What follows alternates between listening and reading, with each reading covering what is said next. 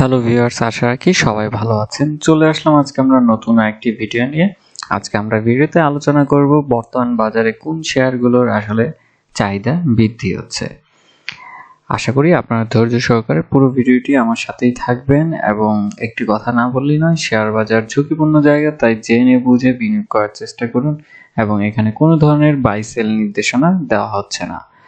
আমরা যদি রিসেন্ট কিছু জিনিস দেখার চেষ্টা করি তাহলে দেখবেন যে একটা টাইমে আপনার ছিল যে যেখানে মাস 1.5 কিংবা 2 এইরকম হচ্ছে যে তখন মার্কেটে আসলে বড় বড় ফান্ডামেন্টাল স্টকগুলোর প্রতি চাহিদা বেশি ছিল, লাইক হচ্ছে গিয়ে ওরিয়ন ফার্মা, তার বাদে হচ্ছে গিয়ে বেক্সিমকো লিমিটেড, বেক্সিমকো ফার্মা, এই ধরনের শেয়ারগুলোর প্রতি চাহিদাটা বেশি ছিল।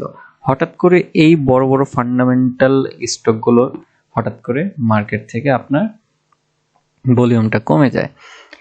তো এই ভলিউমটা কমার পরে মার্কেটে এখন আমরা যদি দীর্ঘদিন ধরে একটু খেয়াল করি তাহলে দেখবেন যে মার্কেটে এখন বর্তমানে লো পেইড আপ এবং মিড পেইড আপ টাইপের মাঝামাঝি একটা শেয়ারের সংখ্যাটা আছে, যেগুলো বড়দের তুলনায় অনেক ছোট এবং ছোটও না, সেই ধরনের শেয়ারগুলির প্রতি আপনার বিনিয়োগকারীরা আকৃষ্ট হচ্ছে। লাইক এক্সাম্পল হিসেবে যদি দেখি Munnu ceramics, Intraco, Genex IT, তার বাদে হচ্ছে গিয়ে আপনার বসুন্ধরা পেপার মিলস, এর থেকেও ছোট ছোট আরো কিছু আছে, যেমন আপনার অ্যাপেক্স ফুড, বিডি অটো, এইগুলো অনেক লো পেড আপ শেয়ার। তার মানে বোঝা যাচ্ছে যে মার্কেটে যদি আমরা একটু খেয়াল করি যে বড়দের তুলনায় আসলে ছোটদের ট্রেডিংটা বেশি হচ্ছে। তার প্রধানত কারণ হচ্ছে যে ছোটদের ট্রেডিং হওয়ার ক্ষেত্রে কারণ প্রথমত হচ্ছে যে এই স্টকগুলো আপনার মার্কেটে তাদের মার্কেটের সাইজের অনুপাতে অনেক ছোট এবং দেখা যায় যে সেখানে অল্প ট্রেডিং হলেই সেটা কিন্তু বড়দের তুলনায় অনেক বড় ট্রেডিং হচ্ছে। তো যার ফলে সেটা চোখে বেশি পড়ে এবং হচ্ছে যে তাদের দেখা যায় যে প্রাইসিংটা খুব মুভমেন্ট হয়, যেটা দেখা যায় যে বড় ফান্ডামেন্টাল স্টকগুলোতে একটা জিনিস খেয়াল করবেন, সেখানে হচ্ছে যে প্রাইস ধীরে ধীরে বাড়ার চেষ্টা করে। আর লো পেডাপে যেটা হয় যে হুট করে জাম্পিংটা হয়, আবার হুট করে ডাউন ট্রেডিংটা হয়, যার কারণে হচ্ছে সেটা সবার চোখে আসে এবং যার ফলেই সবাই আকৃষ্ট হয়ে সেখানে ইনভেস্টমেন্ট করে।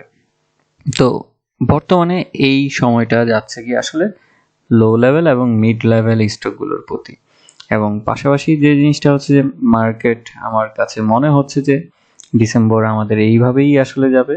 এখান থেকে সুরা পেতে আমাদের হয়তো নতুন বছরের জন্য ওয়েট করতে হবে এবং মার্কেটে প্রচুর পরিমাণে যে জিনিসটা দরকার সেটি হচ্ছে যে ফ্রেশ ফান্ড ইনজেক্ট করাটা, কারণ বর্তমানে আসলে বায়ার সে আকারে বাড়ছে না। আপনি যদি বড় বড় কোম্পানিগুলো ট্রেড ভলিউমটা দেখেন নিজেই অবাক হয়ে যাবেন আসলে এই ধরনের ট্রেড ভলিউমটা হওয়াটা উচিত কিনা। যেমন একমি ল্যাবের ক্ষেত্রে যদি বলি, মাত্র এই কোম্পানিটির আজকে মাত্র আপনার 1504টা শেয়ার ট্রেডিং হয়েছে। এরপরে যদি দেখি বেক্সিমকো, তাদের মাত্র 1919টি।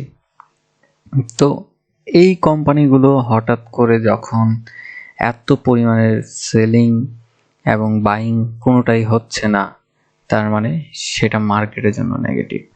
কিছুটা তাও আমরা বেক্সিমকো ফার্মার রিসেন্ট দেখতে পাই যে তাদের প্রায় 2 লক্ষের উপরে শেয়ার ট্রেডিং হয়েছে, কিন্তু ম্যাক্সিমামই দেখা যাচ্ছে ট্রেডিং এর সংখ্যাটা কমে গিয়েছে।